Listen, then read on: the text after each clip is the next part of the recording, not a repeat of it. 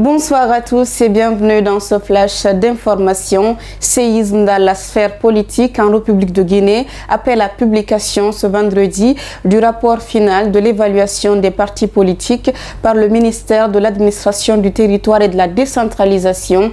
27 partis politiques sont dissous et 28 autres sont suspendus pour 3 mois. Parmi les partis suspendus figurent le RPG de l'ex-président Alpha Condé et l'UFR de Sidya Touré. Aussi, 24 partis, dont l'UFDG de Cellou Dalein Diallo, sont placés sous réserve.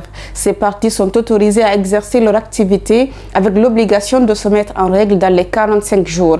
4 autres partis font l'objet d'un suivi renforcé pour une période de 3 mois. Situation inédite à Conakry, une femme fait louer un appartement à 23 personnes à Matam.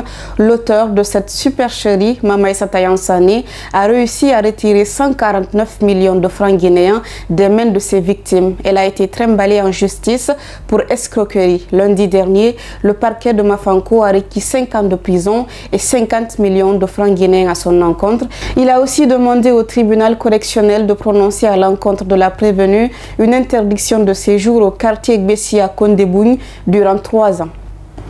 Dans le même siège, le parquet de Dixine a requis 5 ans de prison jeudi contre Farah Marcel Tolno, un jeune étudiant poursuivi pour viol sur mineur. Sa victime présumée est une fillette de 10 ans. Il aurait abusé d'elle dans une école, mais à la barre, l'accusé a refuté les accusations articulées à son encontre. Le verdict du tribunal est attendu pour le 20 mars prochain.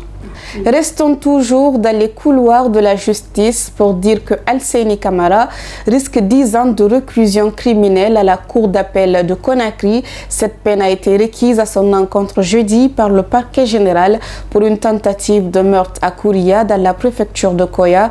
L'accusé a écopé de la même peine en septembre 2022 devant le tribunal de première instance de Koya. Et voilà, mesdames et messieurs, c'est tout pour ce flash d'information. Continuez à suivre Guinée Matin TV et guinématin.com.